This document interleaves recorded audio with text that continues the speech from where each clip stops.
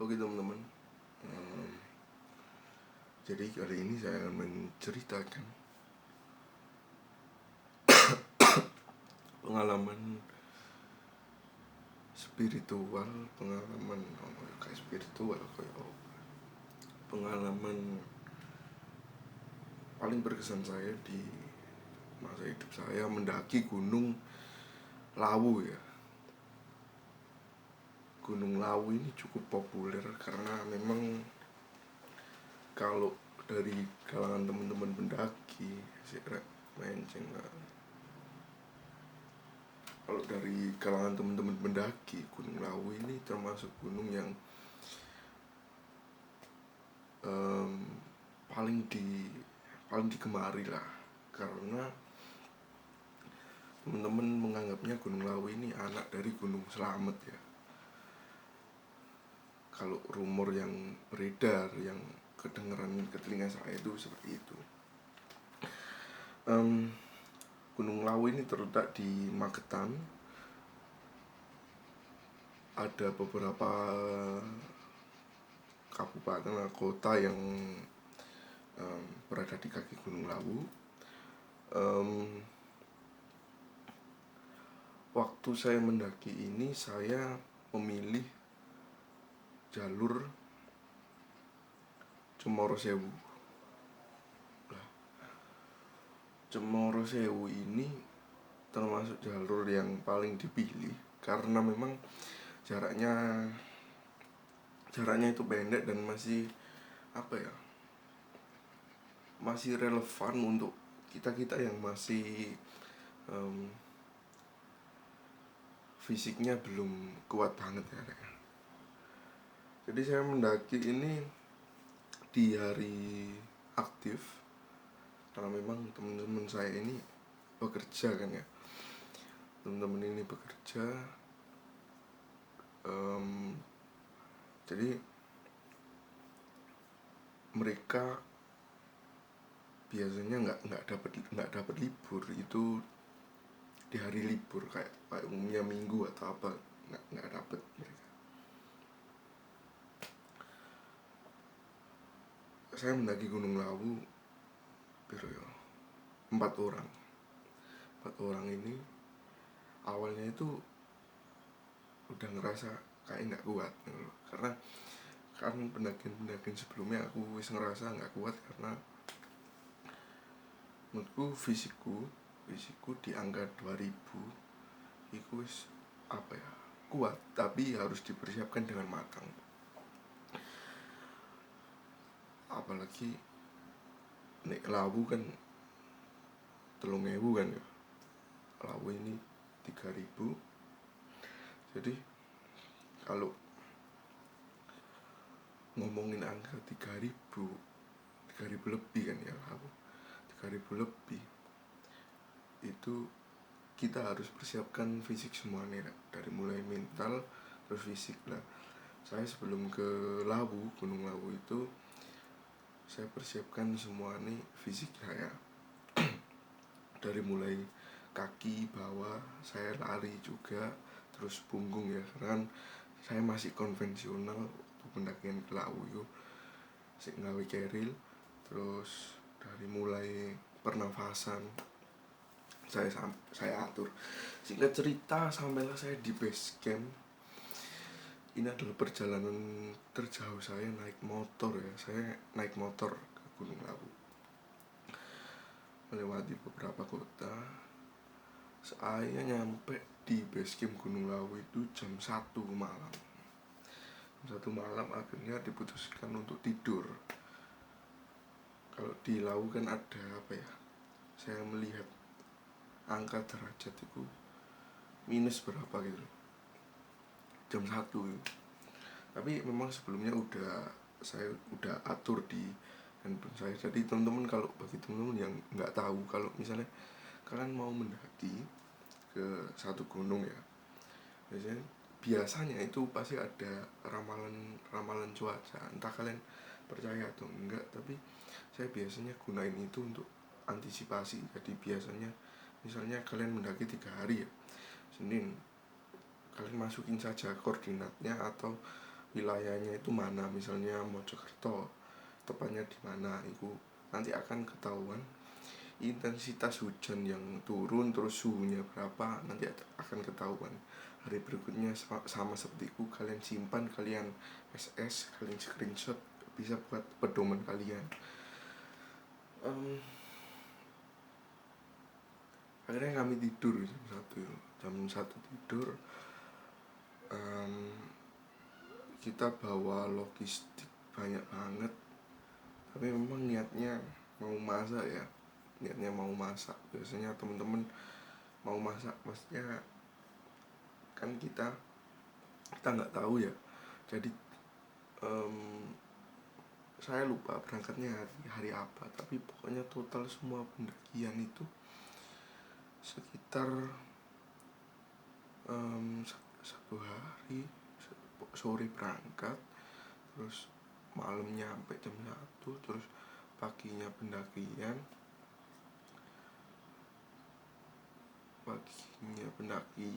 terus malam nyampe 3 hari. Nah, mungkin nggak mungkin ya kalau dilakuin, tapi nggak tahu, cukup ya lah untuk 3 hari di Cemoro Sewu.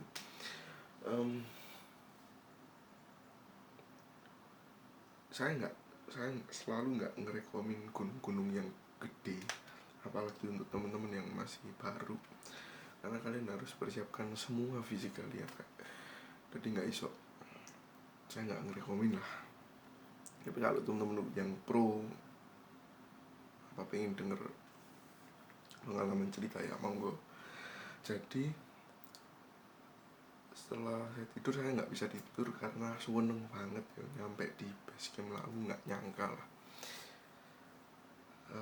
Pagi nih saya itu masih foto-foto, nyampe itu langsung udah foto-foto di walaupun jam 1 ya.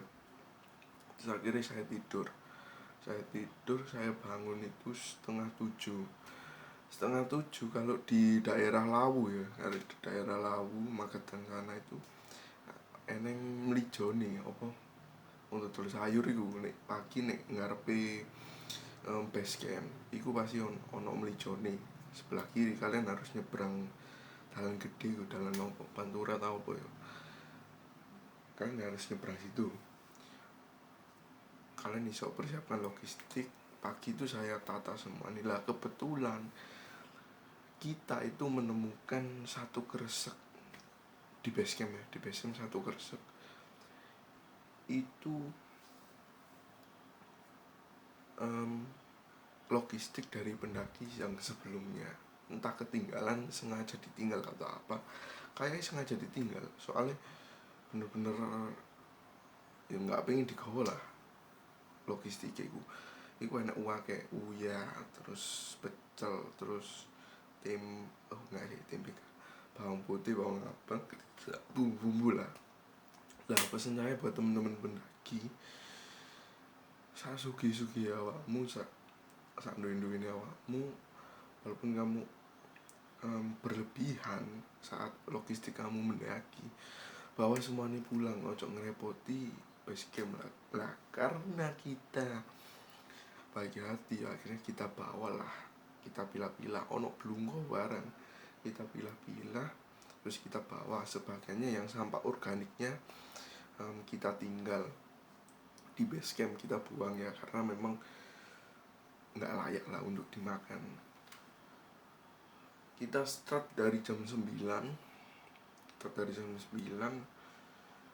mindset ke Gunung Lawu ini kan tentunya teman-teman ngerasa kayak wah, Gunung Lawu terkenal mistis ya kan. Mau pakai jalur manapun kalian tetap ketemu yang namanya mistis di Gunung Lawu. Kita tetap stay positif ya, sama temen-temen selalu nguatin lah.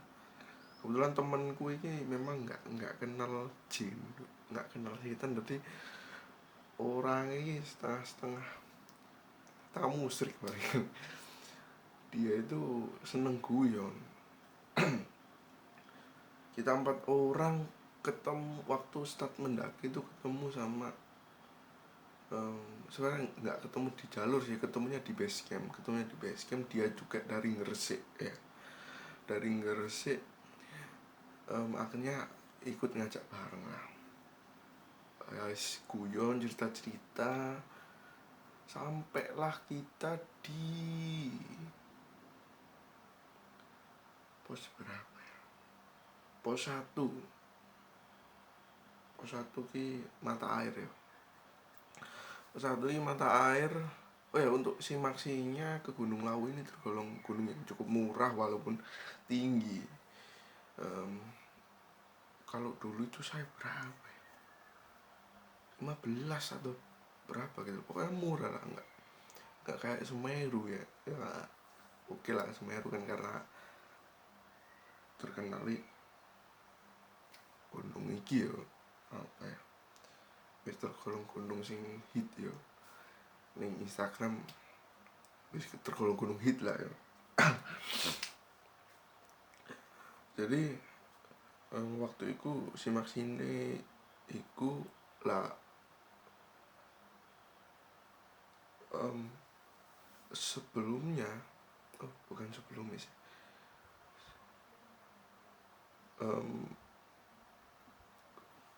tak kira ki nak Lawu itu seketat kayak di gunung-gunung di Jawa Barat ya. Diperiksa satu persatu, dikeluarin plastiknya, nggak boleh dibawa, tisu basah nggak boleh dibawa. Dia itu cuma ngasih perintah tok rek, koyo nggak boleh nggawa tisu dan lain-lain, tapi dia nggak meriksa dan lain-lain. Jadi harus kelunyur wae mlebu lah, nggak ada periksaan, nggak apa. Singkat cerita, dari pos 1 ke pos 2 itu lumayan rek jaraknya, lumayan panjang lah. Kalau saya waktu itu dari pos 0 ke pos 1 itu cuma bawa satu botol kecil ya, karena emang niatnya mau ngisi di pos 1. Pos 1 ke pos 2 jaraknya lumayan lah, itu sempet wis ngerasa kayak wah tuh seru, tapi ya semangat. Kita ketemu berbagai teman-teman yang dari Bandung, paling jauh dari Bandung, dari Jawa Barat ya. Terus ada yang paling dekat dari Surabaya ya, ngajak bareng lah. Sampai kita di pos 2 itu asar ya, iya asar. Sampai kita di pos 2 asar, kita makan-makan lah. Untuk teman-teman yang mendaki, jangan sampai kalian lupa makan kalau udah overtime ya, kan tetap harus makan. Singkat cerita, kita sampai lah di pos 4 pos 5 gak sih, senang derajat tau apa gue, lupa saya lah. Sebelumnya iku pos 3 dan pos 4 itu jaraknya deket-deket lah, lumayan. Dari pos 2 ke pos 3 ya lumayan jauh. Kalau dari pos 3 ke pos 5 nya, ke sumbernya itu lumayan adol ya. Sebelum nyampe di pos 5 saya terkena badai lah. Saya ini pisah rombongan waktu itu jam 11-an, pokoknya wis bungi lah. Wis aku wis ngerasa overtime lah. Buat temen-temen yang ngerasa udah overtime, kalau pendakian overtime itu piye mas? Pendakian overtime ini kalian itu jadwalin 6 jam, tapi kalian itu lebih 1 jam 2 jam kalian kan harus leren ya, berhenti wae lah, karena nggak menutup kemungkinan terjadi halusinasi ke kalian lah. Itu yang mengakibatkan teman-teman pendaki kesasar ya wis ngono. Jadi saya putusin untuk camp di Woyem karena memang apa ya ngerasai wis nggak kuat lah dengan hawa dingin itu. Kalau saya 2000 3000 ke bawah itu oke lah, walaupun suhunya agak-agak memper agak sama ya, tapi jujur iku dowingin nek dempol lah, dempol, dan kita sempat nemuin apa salju lah apa ya nak godong-godong itu. Kita kena badai waktu itu, saya 2 orang, saya pisah rombongan karena saya udah nggak kuat dengan fisik saya, tapi saya masih maksain lah, wis overtime maksain lah, itu kesalahan itu rek, ojo ditiru.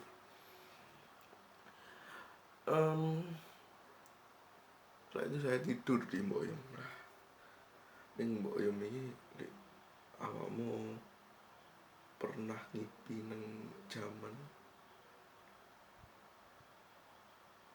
zaman kerajaan. Ning zaman kerajaan ini aku pasti ngerasa kok ngono. Jadi nek Mboyong ini isi aura, menurutku ya aura nih memang aura entah era Mojopahit atau apa, itu isi kerasa rek. Aku pribadi saya nggak bisa tidur sebelumnya karena mungkin kecapean ya. Akhirnya ya wis turu lah rek, apa nggak turu kan. Tapi saya kebangun itu ono salah satu pendaki yang keluar masuk apa pondok Mboyong itu dimarahin Mboyong karena ngomongin ini Mboyong kari turu riwa-riwi tok kan. Ini ngono lah. Jadi apa teman-teman mek sampai apa ya, udah disediain tempat, udah disediain lokasi, nggak perlu bayar, kalian itu jangan jaga sopan santun lah kayak seperti itu. Jadi kalau udah jam 12 lebih, kalau ya jam 9 jangan keluar masuk sembarangan di pondok Mboyong ya. Ganggu lah teman-teman yang udah istirahat. Nak kono Mboyong itu tidak hanya teman-teman pendaki, banyak dari teman-teman yang mungkin mencari jati diri, mungkin mencari apapun lah itu nyeleneh ya kan, nyeleneh sih mencari kekuatan, sumber supranatural dan lain-lain, itu kumpul lah dari sini nak gunung. Sebenarnya Mboyong ini baik, cuma memang perawaannya kok uniku. Tidurlah saya kebangun lagi jam berapa ya, setengah lima atau jam 4-an. Saya kebangun lagi karena gua bedek aku itu jujur ngomongnya gue gabut, saya pengen ngutek kopo lah. Bahkan saya pernah mendaki yo sebenarnya wis mentok lah ya, wis nang kemen aku nu, tapi saya wis pengen lanjut wae. Setelah gabut akhirnya saya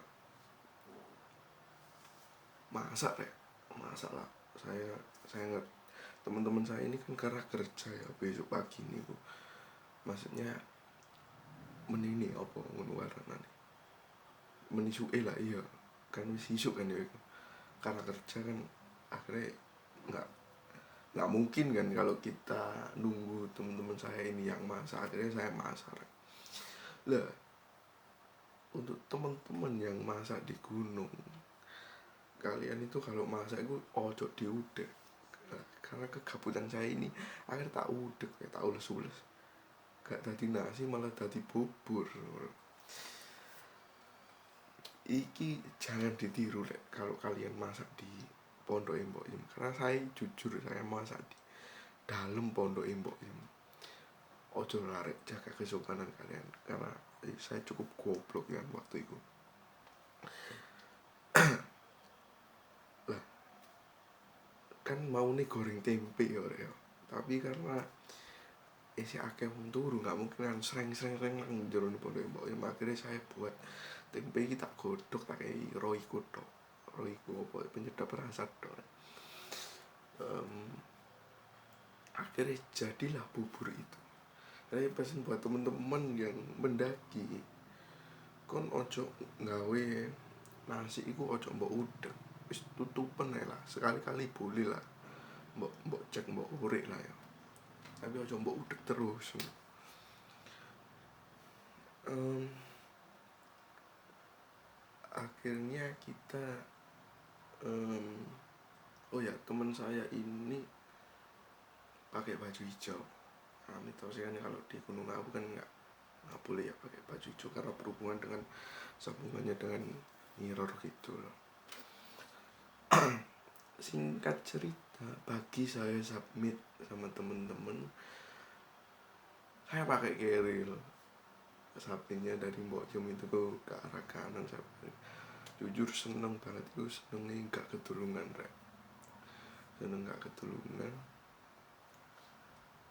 karena memang em, baru kali itu saya mendaki gunung di angka 3.000 ke atas, hampir 4.000 gak sih, lalu aku tanganku hampir petang tak biru ya kali aku senengnya gak ketulungan ya. Akhirnya foto-foto wis ngabisin banyak banget foto-foto, terus akhirnya turun lah. Buat temen-temen yang mungkin dari Mbok Yum titipen wae rek bareng Mbok Yum, kalian bawa barang-barang yang berharga, kalian bisa naik lah, nggak apa-apa rek. Kalian juga bisa nitip ke Mbok Yum atau saya nggak tahu ya, bisa tak kayak nitip ke Mbok Yum ya. Tapi insya Allah aman lah di Mbok Yum. Jangan bawa keril ya, nyusahin kalau submit apapun, jangan bawa keril ya. Untuk teman-teman jangan bawa keril. Terus akhirnya kita turun itu sekitar jam berapa ya, jam 8 jam 9 lah. Iya jam 8 lah. Pendakian turunnya ini lumayan cepat lah ya. Oke, mungkin sekian dulu cerita ning Gunung Lawu. Nanti akan saya ceritakan lagi. Oke, sekian dulu. Apa sok katanya nutup ya, gue iklan. Oke, terima kasih.